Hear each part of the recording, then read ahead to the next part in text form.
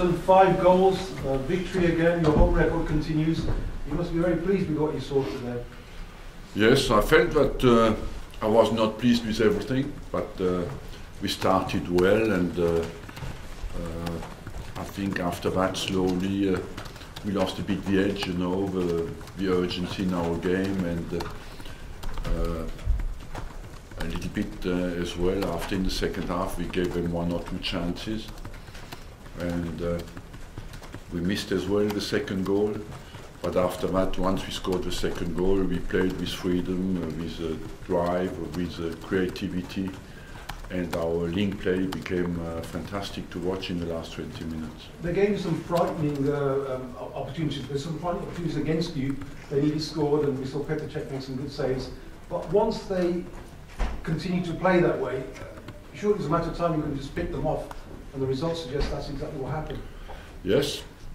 I'm convinced that we played a bit with 1-0 with a bit fear at some stage, you know, because we didn't play with the same freedom. The pass didn't come early enough.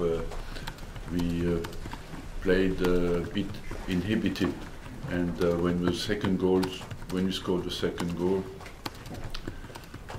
everybody suddenly was more on the move, was more passing the ball quicker. They struggled as well, maybe where they thought that's game over for us, because, and maybe we benefited as well from the fact that they had to give a lot for 70 minutes, and they collapsed a little bit in the last 20.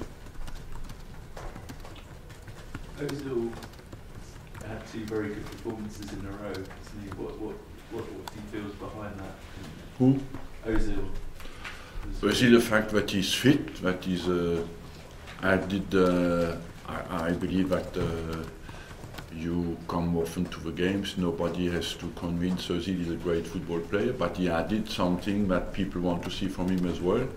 Against Spurs tonight again, that he can fight and that he can come back and win the ball back. And once people see that, you know, they are behind you. Everybody knows in the stadium that he's a great football player. And at the moment, I think he shows as well that he can fight. How have you managed to get him to do that? What have you done to make him come back and fight? Because you haven't done it for... Our job is to encourage people to fight, of course, but I think he always covered the distances in the game, you know. Maybe he's at an age where he's mature, he understands what is important, what is less important. Does it affect him the way that people say that he doesn't track back, he doesn't defend? Does he take that personally? I don't know, you should ask him that. I think everybody wants to be acknowledged for his quality, and the judgments are sometimes harsh in the footballer's job, you know, but overall I believe that the majority of people here love him and always loved him.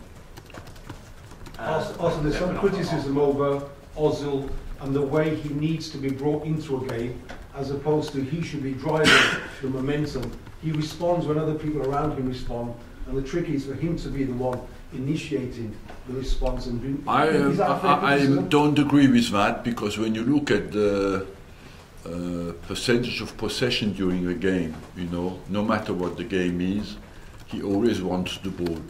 You know, he never hides. He's never a guy who hides behind an opponent and doesn't really want the ball. He's always available. And but of course, when you play football, you have 9 other field players, and if you are dominated, you are dominated. So you touch less balls. But when we win the ball, he always wants the ball. Alexander Lacazette was replaced at half-time. Can you give us an update on Lacazette has a growing problem and will be out certainly for Saturday's game. He's out for the weekend. Yeah. Okay. How much of a blow is that? Can we move on to Saturday now? Look, we have offensive weapons, you know. We have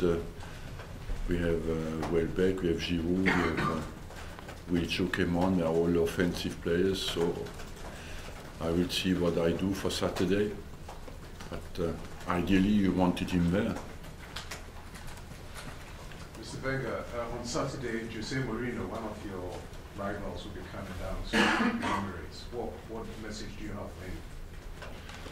I think it's a game between Arsenal and Man United at home, and I just want to focus on to prepare well my team and give my team a good chance to win the game.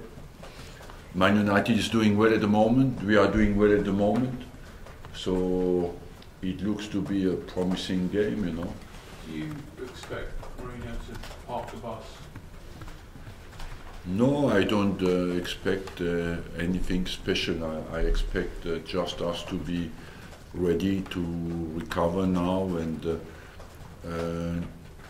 Man United is a strong team, and I expect us just to cope with the problems they will give us. I don't know. They will attack as well. They will not only defend. He's been very defensive though this season and taken criticism for it, for being quite negative in these big games. Could you ever see yourself doing it? I haven't seen them a lot, you know, and it's not down to me to judge the way they play. I think I have just to look at the way we play and and to prepare well for the game. They're a dangerous team. They make fantastic results. So to beat a team like that, you need to be at your best, and that's what I want to focus on. Will there be any concern over Mesut Ozil, given all the links to Manchester United and reports saying he could well be playing there next season? Look, that's all speculation.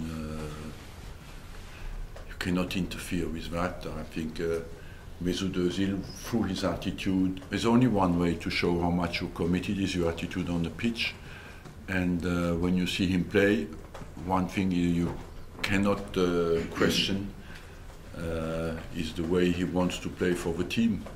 You never questioned his commitment or Alexis Sanchez's commitment. You've always said they're very committed to Yeah, the club. they are. But we are getting towards, January when they are free to talk to overseas clubs. Well, let's first go towards Saturday, and after January we see what happens there. But I just spoke about that in the last press conference, and nothing has changed since our last press conference. You had a couple of players go down injured tonight. Are they all fit, apart from Lacazette? Everybody else looks to be okay, yes. Sanchez had a little hamstring problem. That's why I took him off, but I think he will be all right. What about Santi Cazorla today? He tweeted that he's had to have another operation. What's the latest on Santi? It sounds devastating. That's for me a disastrous, sad news of the day, you know. I feel really sorry for Santi. He's a guy I admire, that we all love here, who came to training every day with a smile because he loves so much the game.